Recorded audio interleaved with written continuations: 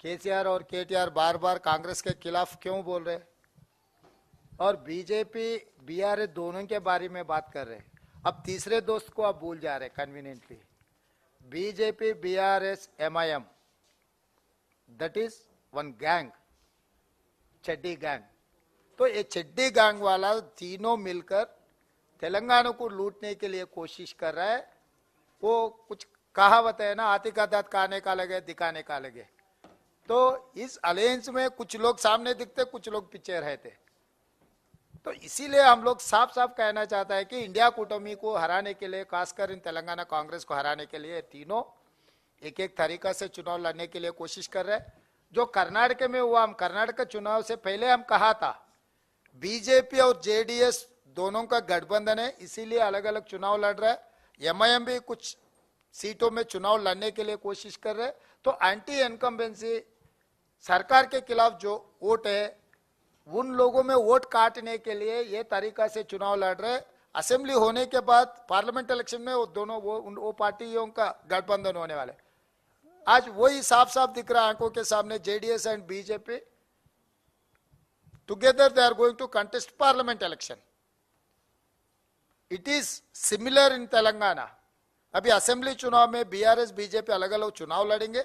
Assembly खत्म होते ही उन लोगों का गठबंधन हो जाने वाले।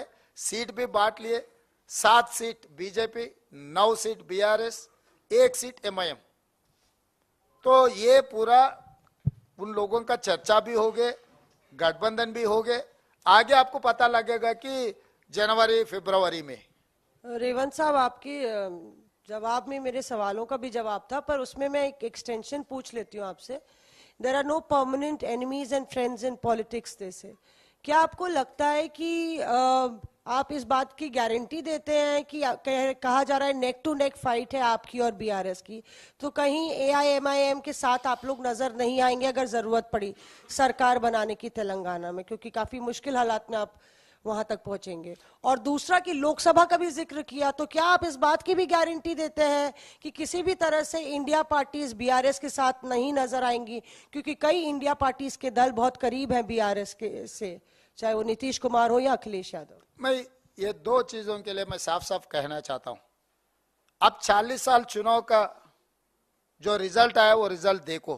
तेलुगु स्पीकिंग स्टेट्स में कोई ऐसे हंग असेंबली देना, नहीं तो कम मेजॉरिटी देना, कुछ होता ही नहीं। आप 1983 से लेकर till 2023 40 years of Telugu speaking states, they've never given hung assembly. That is why I'm making my statement on record. We are going to form the government with 2/3 majority. तो आप कोई चिंता करने का जरूरी नहीं है हम लोग एमआईएम के साथ जाएंगे